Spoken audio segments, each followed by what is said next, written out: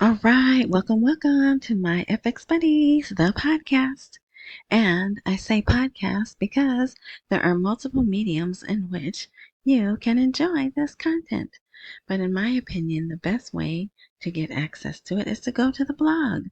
And the blog is parked at myfxbuddies.blogspot.com. That's a lot to type in or remember, so wherever you are engaging with this content, look for a prompt of more info, intro, description, something of that nature. Activate it, another box pops up with a link directly to the blog. The free blog. You don't have to put your email address in, and I'm not selling anything. All right, I want to say thank you. No, I think I already did that. Yeah. Okay, thank you to my sponsors and thank you to the people who leave encouraging comments. Oh, yes, someone left a comment and I knew as soon as it came out of my mouth. If you listened to yesterday or last night's episode, towards the end I said prepare, prepare, prepare. And when I said it, I said someone's not going to know what I'm talking about. I was saying, there's someone that I listen to that very often says, live your life like this is never going to happen, but also be prepared that it could happen tomorrow because it could be that way. But also prepare that it may not happen this year. We're already past the middle of September. I'm pretty sure the government's going to shut down on October 11th. As long as they don't move the elections, and I know there's people out there saying the elections have been postponed. They have not. They're still making preparations. They're bringing in the groups that are going to be watching the polling stations. They're training people who have volunteered to help at the polling stations. So from all evidences, it looks like the election's still going to happen on November 11th. Okay? But at the same time, there's acceleration like unbelievable. And so that's why, remember, I didn't think I was going to post today. I didn't think I was going to have any news, but I definitely want to discuss this news that came out. It's more digital acceleration. Okay. And they're being very loud about it. They're not being, um, secretive. They're being very loud about their digital acceleration. All right. So now the reason why I said the comment here is because I tried to access it on YouTube and I was typing and everything, and I went to hit reply and the thing was gone. The comment was gone. The little thing that I was working on, it was all gone. And I can't get it back. But usually what YouTube does is like 3 days from now, they'll say, oh, we noticed you were working on this and you didn't finish. Do you want to finish? So yeah. All right. And let's see. If you can't understand me, rss.com has a wonderful transcript that is free. I may not do it. I don't put it up right away. It may be a few hours until it's there, but I try to post everyone there now.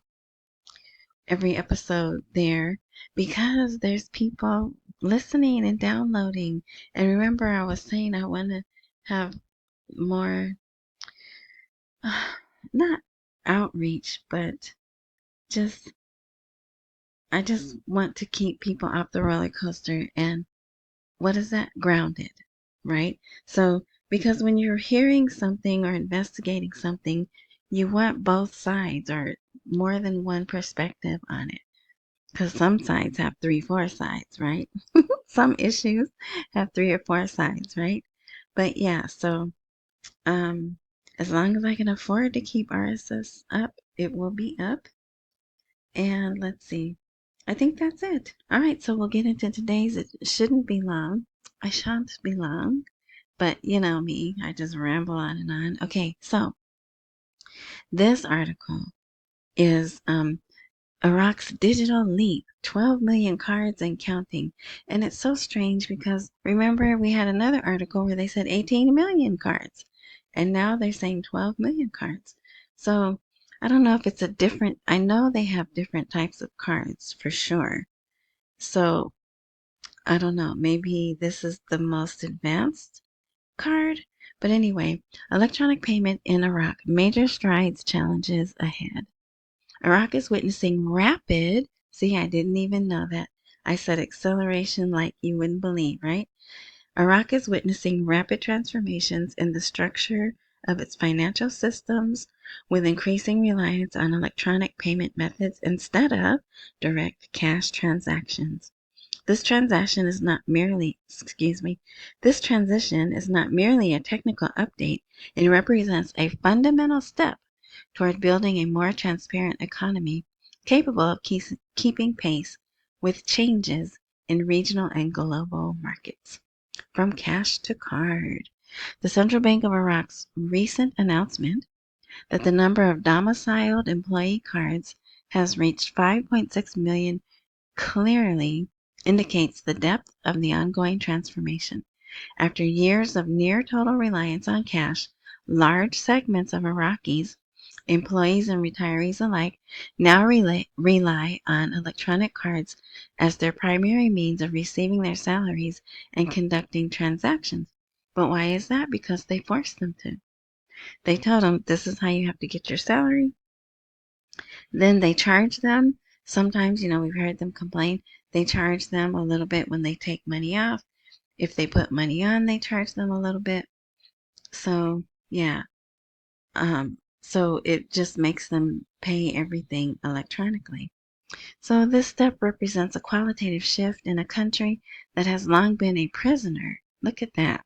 A prisoner of cash liquidity. Why is it so bad to use cash?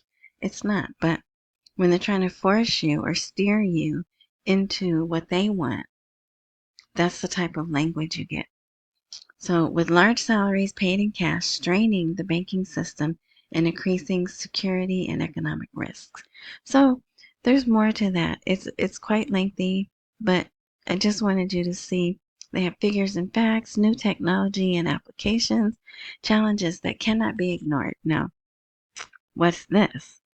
Despite these successes, the sector faces a number of challenges, most notably lack of financial awareness among some users, which hinders full access to services.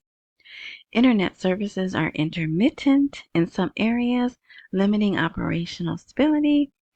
You'd think they'd have something in here about electricity. I don't see it, but at least they admitted they're going to have intermittent internet activity, but that should end. I'd say give them 6 months because they're doing undersea cables. They're doing a whole lot of, they're going to have those data centers, right? But I don't know if that has anything to do with internet connectivity. So, they are doing things, which it will get better. But for now, building the system and trying to use the system at the same time isn't always functional, right? So, yeah, getting the people trained, having more flexible legislation. They can't even pass the legislation they have now, right? Anyway, so towards an integrated digital economy, and then they talk about that. Yeah, so if you want to read that. And then, just right on the heels of that article, look at this. Trade Bank of Iraq launches direct delivery service for electronic cards. Can't come down to the bank? That's okay, we'll come to you to facilitate customers and has been decided to activate the direct delivery service for electronic cards. So remember I showed you, I don't know if it was yesterday or the day before, but how little the equipment is. Little's not the right word. Compact. How compact the equipment is for them to take the picture that images them, even to scan the eyeballs. That's just another adapter to the camera. They do the fingerprints of the whole, they do all four fingers and then they do the thumbs. So all of that, then the machine, they need a laptop, they enter the information, then there's some kind of machine that prints out a card right there. It can do all of that, right? So Yeah, no excuses. So then they did have, so now we're moving on to the non-oil revenues. They did have a meeting. Today, the Iraqi State Shura Council holds a meeting regarding the region's non-oil revenues. And I think they talk about who was there. Sudani was there. They needed to formulate a final position. It would be held on September 17th. Yeah, but then here you go. Follow that up with the Council of State responds regarding Kurdistan's region's resources. At the conclusion of its meeting today, Thursday, the Federal Council of State responded to the Federal Council of Ministers regarding the non-oil revenues. The meeting was considered an important step towards resolving the problems between the region and Baghdad. So whatever they got done today, they are not telling us about it, right? A delegation from the region participated in the meeting to discuss the region's non-oil revenues, a major point of contention between the two governments. And also that was another thing that was covered yesterday. The history, well, part of the history of why there's contentiousness, if that's a word, between the Kurdistan region and Iraq. And it's like, come on, you know what I equate it to? No, you can't do that. I was gonna say slavery, right? And how any of us that are alive today weren't around for slavery, right? I mean, it wasn't too long ago. And there could be maybe, nah, I don't think so. But in Iraq, all those people that are alive today, they weren't alive back when they had those can't say the word. Now they were alive for, Saddam, that guy. So I can see them. But he's gone and there's new people. So can't you all just get along? I know, right? I sound like I'm whining. But I'm not whining. It can't, it's not easy. I mean, just like us, we still are hurt by our past, here in America, right? But we've we haven't moved on, but we have. We move on with our lives and we build families and stuff. It seems like they are stuck. And I know I'm just looking from the inside out or I'm just reading articles, but yeah, that's how it seems to me. Okay, so now here's someone complaining about the absence of final accounts and budgets opens the door to corruption and disrupts the financial situation. So another Nabil Marsumi. Who is he? The pessimistic economist. He confirmed the absence of final accounts for years represents a source of financial corruption as it obscures knowledge of expenditures in public budgets. And everything that he's saying is correct. But I think the last year they have consolidated was 2014, maybe 2017. So there's years that have not been sent way before this tripartite budget. So that, yeah, he can't really use that. That's not part of a good argument, right? So it says this reality has negatively impacted the living conditions of citizens and employees. Now, I agree with him on that. It has. They should be living much better lives than they are, right? And so should we, right? Anyway, so the government advisor, we know who that usually is when they say that. It's Mohammed Saleh, right? The Iraqi economy urgently needs to diversify and move away from its oil dominance. It's interesting that he would be saying that now. Why now did they let him come out to say that? So, if dinar goggles on, right? If they know they're about to change the rate, pass those laws that have been sitting in House of Representatives, Parliament, whatever, that will make business investments, partnerships, all of that. There's even a law, no kidnapping, no bribery. If they would put those laws into effect, right, then that's taken care of. There's a sense of security there that's not there right now. Then all those businesses could come in and they could start building their projects and making products. Then they'll have non-oil revenue, right? So maybe it's a good sign that he's coming out. Everyone else has come out and said that. Now he's saying it, and I think it's uh, for a reason, right? So he's talking about manufacturing. Let me see. Manufacturing, food, textiles, petrochemicals, pharmaceuticals, all of that, right? Then allowing people to take part of this development road project. So there's all kinds of ways they could have ventures that they could have non-oil revenue. It's just being held up just like everything else.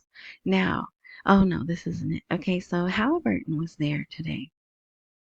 Sudani attaches great importance to Halliburton and calls on it to expand in the energy sector. So that's good. It's always good when you see our companies there.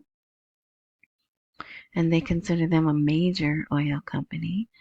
All right. So then here's someone else complaining about liquidity shortages and financial waste. Who is it? The Iraqi parliament identifies serious government shortcomings. So they put that out. So now they're not really trying to deny the cash shortage, right? It's, everyone's talking about liquidity crisis, cash shortage. So let's see. This is a different member of parliament. See, this person, I think this is a woman. Let's see. To address this, could he be added? Non-oil revenues. I don't know. It doesn't matter. But so this is not Nabil Marsumi. It's not that other person coming out still complaining, whining basically. We don't know what's in the budget. When are they gonna let us see the budget? They're not. And there's still no date for Sudani being interrogated by that judiciary group. I was looking for that. And there was supposed to be another thing. Parliament wanted to interrogate Sudani and the finance minister and one other minister. I don't see that happening either, which is good. I think it's good that it's not happening.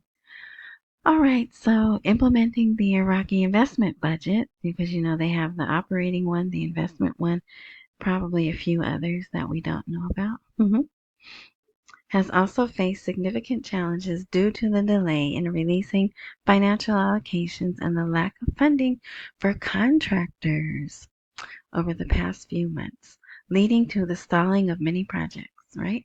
All right, so here is, if you'd like to support my FX buddies, I appreciate it, big or small, I appreciate it all. When this is a live blog, the Buy Me a Coffee link is live, Cash App is always live, and PayPal is too. And for those just listening, my tag for Cash App is $ Tishwash, lowercase letters, T as in Tom, I, S as in Sam, H, WASH, and the same for PayPal without a $. Thank you in advance for your generosity. Ding! All right. The oil minister affirms the government's support for the Iraq Investment Forum to attract foreign capital. Why does the oil minister need to approve that? I don't know. But yeah, that happened. So they're going to have another council or dialogue session on September 27th. And they're going to talk about investments. It seems weird to me. I mean, I know that the oil ministry is very important, obviously, right? But does he really get to pick and choose who gets access? It sounds like it, right? But anyway, and they're looking forward towards revitalizing the national economy. Yay, we like that. And attracting foreign capital. Here's another article, right, about the budget schedules, why they haven't been sent. And let me see, I think this is yet a different person. Oh no, same person, just another version of that article. And it might have a few more details. So if you'd like to read that, it's there for you. All right, so we're almost done. Yeah, we're almost done. I told you we would be out of here. Yeah, we're almost done. So everyone loves Maliki, right? This is not Maliki, but this is one of his advisors. And he is just that darn Sudani. He's in communication with Washington every day. I don't know why that's a problem. He's trying to get stuff done, right? But so I was happy to hear that, right? Because I'm thinking there's a little bit of a problem there. But so this is Maliki's advisor. This is his name here.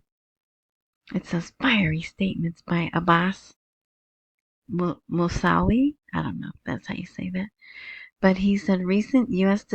decisions and European moves against the factions, remember those 4 groups that they labeled not so nice, may be aimed at intimidation or postponing the elections due to the Iraqi parties tarnishing the country's image in the eye of others. And I don't know where he's getting that, because anywhere Sadani goes, people just clamor to be around him, to get pictures with him. So he's a hater. But yeah, so then he said, who questioned the role of Sudani's advisors who regularly visit Washington and are supposed to project a positive image. So I guess it could seem like, because the embassy, the charge d'affaires, especially recently, since it's a new guy, Joshua Harris, right? He's new. Of course, he's gonna go around and introduce himself to everyone. I'm the new guy. Talk, converse, get suggestions, maybe deliver messages, right? We don't know, but I think the citizens understand they have to work with us, not the citizens, but the government of the country has to work with us, because we control their money, we control their oil, and until that changes, they still have to deal with us. So, the U.S. administration and American politicians glean their information from some Iraqi politicians for internal purposes. They tell them, we have your trust and support, and we will resolve your problems with Tehran. I know it says the other name there, but I don't want to say it. And with the various factions and groups. This comes at the expense of Iraqi stability. But so far, Iraq is still stable. Yeah, so if you want to read that, you can. I know there's people who are interested in stuff like that. And I think this is the last article. Yes. So this is these are those 2 Congress people. I feel like I talked about this yesterday. Maybe it was this morning. But yeah, so they want Iraqi government people to disassociate itself from the evil, who regime. Which is funny, because they say that about us, right? That regime says we're the evil ones. But I think there was an article about that, because I explained this. Now they've given them 3-letter FTO, foreign, not so nice group of people, with usually that have pew-pews and kablooies, and organizations. The Iraqi government needs to take steps. They need to divorce themselves from the influence of the neighbor. Yeah, so, all right. So there wasn't much. I didn't think there was going to be anything. But, oh, you know what? Did we even talk about? I think I skipped right over the most, the most important part was the digital signatures. Sadani actually signed on TV He signed a digital signature. I don't know what it was for, but it was a big deal. And that's what I came on here to talk to you about. Did I not put it here? Let's see. There's Halliburton. Wouldn't it be? It would be so typical of me if I didn't put it here. I don't think I did. The meeting, council, I did not. So, pause. I'll be right back. Yeah, so typical of me, right? So, what I did, this will be out of order, but that's why I have these asterisks here. And I'll put a note there too for people who are just looking, they'll be like, why are those asterisks there? So, Abu Ragif, if that's how you say that name, inaugurates the e-signature conference in Baghdad to promote digital payments and secure transformation. So they activated the electronic signature to support e-payment conference in Baghdad under the title Towards a Trusted Digital Environment. Yeah, right. So there's tons of brainwashing at that, right? But the conference held under the patronage of the Prime Minister and under the supervision of the Central Bank and the Communications and Media Commission brought together ministries, government institutions, and local and international technology companies. So they gave speeches. It looked like it was really long, but I don't think it was. I think it was just a couple of hours. But the conference represents a fundamental step in building a secure digital environment that supports the national economy, blah, blah, blah, right? So this was really big news. It was everywhere and it was on their TV. And like I said, they showed Zidane signing it. But it is the regulatory body for the vast sector confirming its tireless pursuit of real partnerships with fintech, which is financial technology, companies to develop innovative financial services that respond to the needs of citizens in the digital age.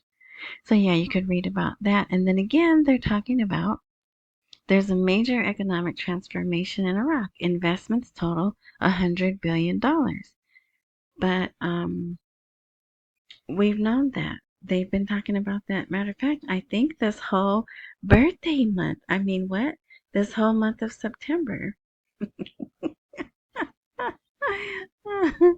They've been talking about the 100 billion money or funds or what would you call that?